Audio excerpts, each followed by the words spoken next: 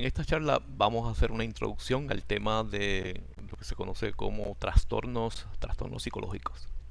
Es un tema de gran relevancia para la sociedad en que vivimos porque una parte significativa de nuestra población sufre de los llamados desórdenes psicológicos. Y al hablar de estos desórdenes se utilizan términos como psicopatología, conducta normal, problemas mentales, enfermedad mental, conducta desviada, entre otros. Aunque cada uno de estos términos pretende aludir a lo mismo, lo cierto es que cada uno de ellos tiene sus propias implicaciones. Cuando hablamos del área de la psicopatología, dentro de como un área de la psicología, estamos hablando de un área que le interesa, primeramente, el diagnóstico de los desórdenes psicológicos. Y cuando hablamos de diagnóstico es poder diferenciar entre un problema psicológico u otro problema psicológico. Es poder determinar qué tipo de desorden psicológico tiene determinada persona. Y esencialmente ese diagnóstico está basado en síntomas, en los síntomas que la persona manifiesta. Cuando hablamos de psicopatología, también hablamos de lo que se conoce como la etiología de los desórdenes psicológicos. Y por etiología nos referimos a las causas de los desórdenes psicológicos. Gran parte de los esfuerzos dentro de la psicopatología consiste en tratar de determinar qué es lo que causa,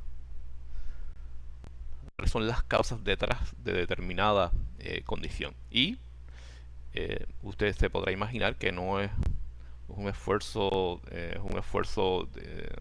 difícil, ya que lo que hemos encontrado es que los desórdenes psicológicos son causados por una gran variedad de elementos, que no es no es un solo elemento lo que tiende a producir entonces un desorden psicológico. Más adelante vamos a hablar sobre eso.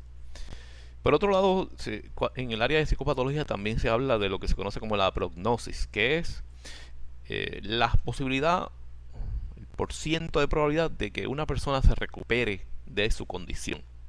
En ese sentido, cuando hablamos, por ejemplo, del desorden esquizofrénico, la prognosis no es una muy favorable, pero si hablamos de un desorden como, por ejemplo, un desorden de ansiedad general, pues la prognosis es más favorable. Eso significa que hay más probabilidades de que la persona pueda entonces trabajar su condición, curarse de ese desorden. Y por último, cuando hablamos de psicopatología, también hablamos de la epidemiología de esos desórdenes psicológicos. Cuando hablamos de epidemiología, nos referimos a cómo ese desorden ataca, afecta a determinados grupos. Por ejemplo, eh, se sabe que el suicidio tiende a ser más frecuente. Los hombres tienden a suicidarse con más frecuencia que las mujeres. Sin embargo, las mujeres intentan suicidarse con más frecuencia. Y una de las preguntas que se hace es eh, ¿por qué los hombres, si podríamos utilizar esta palabra, tienen más éxito suicidándose que las mujeres? Y la respuesta está ligada al método que los hombres utilizan para intentar suicidarse, comparado con el método que utilizan las mujeres para intentar suicidarse. Los hombres usualmente utilizan métodos drásticos, radicales, como un revólver, una soga, mientras que las mujeres pueden utilizar unos métodos más suaves, como el ingerir pastillas.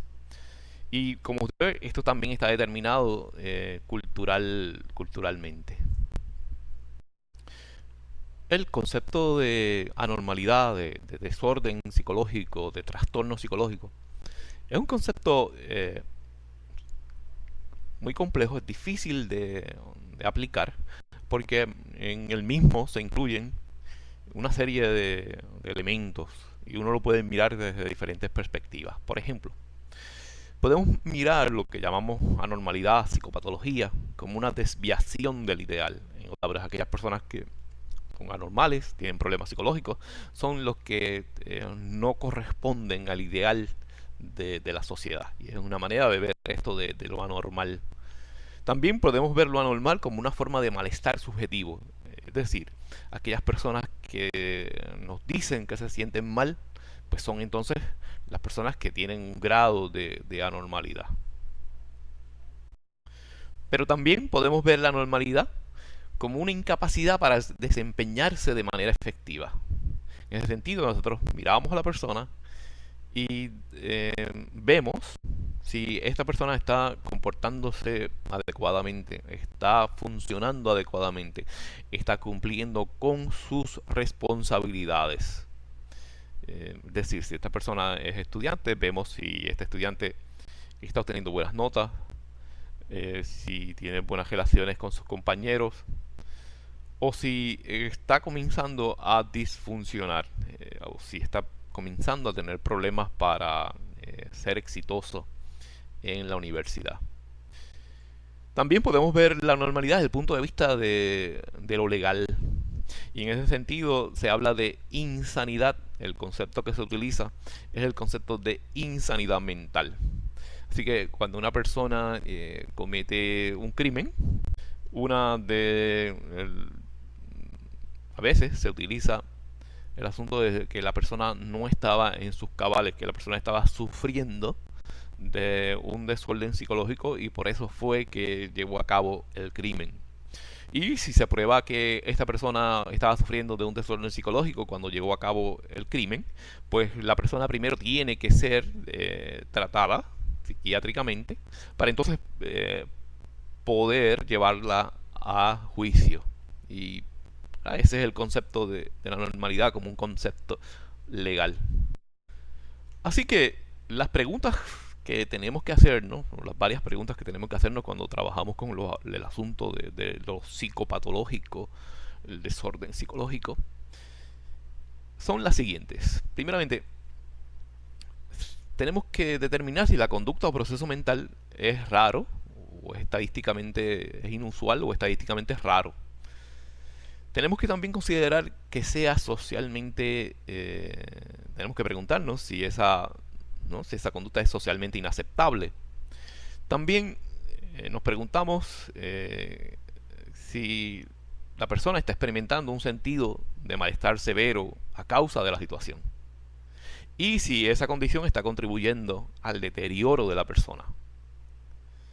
Y por último, si representa peligrosidad, tanto para la persona que está experimentando el desorden psicológico como para otras personas que están a su alrededor.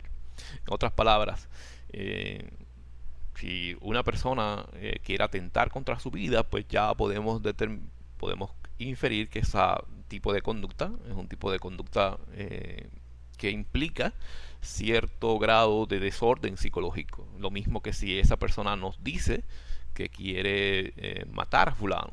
Ese tipo también de conducta implica o puede implicar un desajuste emocional.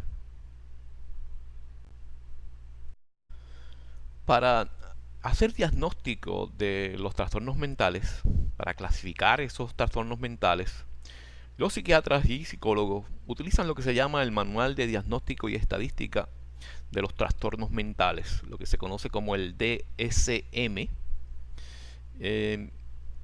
la cuarta edición. Y esto se refiere a que este libro, este manual, ha pasado por diferentes ediciones. Vamos a ver los problemas también que los problemas de este manual de diagnóstico estadístico de los trastornos mentales y los cambios que ha sufrido a través del tiempo.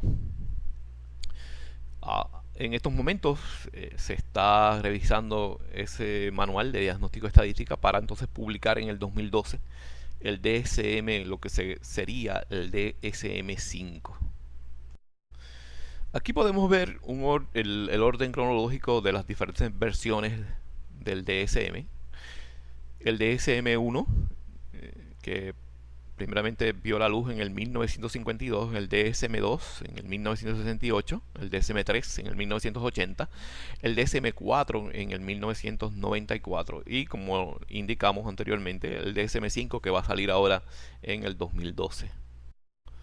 Para hablar de los problemas que tiene y las limitaciones de este tipo de instrumentos para diagnosticar desórdenes psicológicos, nos gustaría tomar el ejemplo de la homosexualidad. Antes del 1970, la homosexualidad era considerada un desorden psicológico en el manual de diagnóstico y estadística de los trastornos mentales.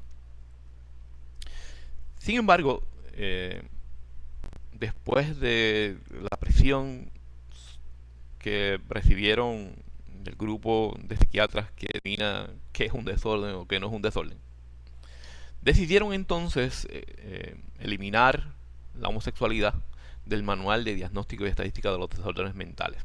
Así que si alguien a usted le pregunta o le dice, ¿no?, que la homosexualidad es un trastorno psiquiátrico, la respuesta es que en realidad esa persona está equivocada, porque la homosexualidad no es considerada un trastorno psicológico. Sí fue considerada en el pasado como un trastorno psicológico. El problema es que el criterio que se estaba utilizando para hablar de trastorno, de que la homosexualidad era un trastorno psicológico, era un criterio estadístico. Es decir, debido a que la mayor parte de las personas son heterosexuales, pues entonces la homosexualidad se convierte en un desorden psicológico. Y sin duda que este criterio no es un criterio racional, no es un criterio útil para entonces ver qué es un desorden psicológico o qué no es un desorden psicológico. Lo que esto implica es que el diagnóstico de desorden psicológico eh, está contaminado y está influenciado también por los valores sociales y culturales de una sociedad. Y si es así, hay que tener cuidado, porque lo que fue en el pasado un trastorno, en el futuro no necesariamente va a ser entonces un trastorno psicológico. Y en ese sentido entonces nos preguntamos, ¿cuán científico es todo este proceso? O si es meramente un proceso de ponerle etiquetas a las personas para que así los psiquiatras puedan recibir el dinero de los seguros de salud. ¿Por qué? Para que los seguros de salud cubran entonces el tratamiento de estos desórdenes psicológicos, esa persona tiene que tener un diagnóstico, ya que si no tiene un diagnóstico, pues entonces no le va a cubrir el seguro de salud ese tratamiento. Lo mismo ocurre con los medicamentos, ¿verdad? Para usted poder ser tratado con medicamentos, primero usted tiene que tener un diagnóstico. Así que aquí se benefician una serie de grupos, una serie de personas, mediante el diagnóstico de individuos que en última instancia tenemos que cuestionar el, el valor que tiene este tipo de proceso en términos específicamente para ayudar a la persona. Es realmente útil, es realmente efectivo, es de ayuda, son de ayuda a los diagnósticos. Y es una pregunta que me parece importante para la psicología. Un estudio realizado por David Rosenhan revela, de cierta manera, las deficiencias en el proceso de realizar diagnósticos de desórdenes psicológicos y la dificultad de diferenciar entre personas que no tienen un desorden psicológico y personas que tienen desórdenes psicológicos. Permítame entonces leerles, compartir con ustedes ese estudio, porque es un estudio realmente muy interesante. Un día, para los años 70, 1972, David Rosenhan, se le ocurrió una idea. Y llama por teléfono a 8 amigos y les pregunta si tenían algo que hacer durante el próximo mes. Rosenhan les explica lo que quería hacer. Todos dejaron de lado su agenda, sus trabajos y sus vidas familiares y respondieron que no tenían que hacer eh, nada en absoluto durante el próximo mes. La semana siguiente extraña para David Rosenhan y sus 8 amigos. Ninguno de ellos se duchó, afeitó, depiló ni lavó los dientes. Además, es probable que el experimento que se proponían llevar a cabo los estuviera poniendo bastante nerviosos. Por fin, una mañana se levantaron de la cama y se vistieron con ropa manchada o vieja. Salieron de sus casas y se dirigieron cada uno de ellos a un hospital psiquiátrico con servicio de emergencia. Eran hospitales de todo tipo, desde los más lujosos a los más baratos. Hospitales psiquiátricos repartidos por todos los Estados Unidos. Cuando fueron atendidos solo mintieron en su nombre y en su residencia. El resto de datos que proporcionaron eran completamente ciertos. Por fin, en todos los casos, en todos los hospitales, el médico les hacía la pregunta crucial. ¿Por qué está usted aquí, señor? Voces. ¿Y qué dicen? Y los pacientes respondían SAS. Rosenhan estaba convencido de que la psiquiatría tenía problemas graves y se dispuso a preparar un experimento con el que mediante el cual podía averiguar la fiabilidad de los diagnósticos psiquiátricos. Infiltrar un grupo de falsos pacientes. Las instrucciones que dio a sus amigos fueron bien simples. Solo debían mencionar las voces imaginarias en el momento de su ingreso. Inmediatamente después de ingresar, aquellos que ingresaran debían decir que ya estaban bien. Lo único que tuvieron que ensayar antes del experimento era cómo esconder pastillas por lengua. A todos ellos se les diagnosticaron enfermedades graves, esquizofrenia paranoide, psicosis maníaco-depresiva. Todos ellos fueron ingresados. Los psiquiatras que los trataron explicaron su locura en base a las experiencias personales de cada uno de ellos. En todos los casos, para los médicos que diagnosticaron a los falsos pacientes, sus problemas eran consecuencias de sus experiencias personales. Un único y absurdo síntoma, el escuchar voces, SAS, era explicado igual en un grupo de pacientes completamente diferente. Una vez ingresados, todos los participantes en el experimento se comportaron de forma completamente normal. Dijeron a los médicos que ya estaban bien, que ya no escuchaban las voces. Eran educados, comían y en teoría tomaban su medicamento. Un montón de pastillas que ocultaban bajo la lengua y luego escupían en el baño. Sin embargo, todos permanecieron ingresados una media de 19 días, 7 días. 7 días el que menos y 52 el que más.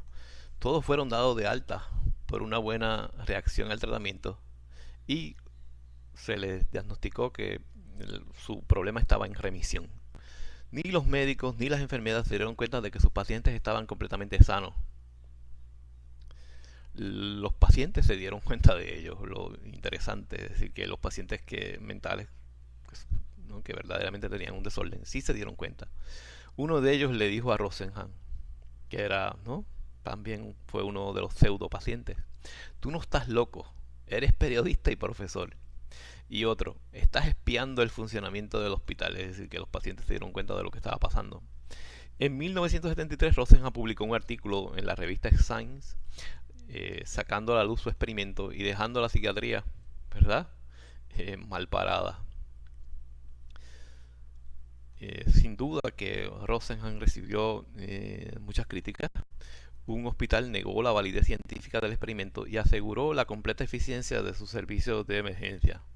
Y le lanzaron un reto a Rosenhan. Durante los 3 meses siguientes, debía enviar uno o más pacientes falsos al hospital. Y este se comprometía a detectarlos con facilidad. Sus psiquiatras no erraban en los diagnósticos, de acuerdo al hospital. Rosenhan aceptó el reto. Los resultados no pudieron ser más favorables para el hospital, ya que sus psiquiatras detectaron con suma facilidad y sin género de duda a 41 impostores. Sin embargo, Rosenhan no había mandado a nadie. Y en ese sentido, ¿verdad?, los psiquiatras Rosenhan volvió a probar que los psiquiatras no eran efectivos, no estaban siendo exitosos en el diagnóstico de las enfermedades mentales. Así que es un tema realmente fascinante, un tema controversial, altamente controversial. Y para que usted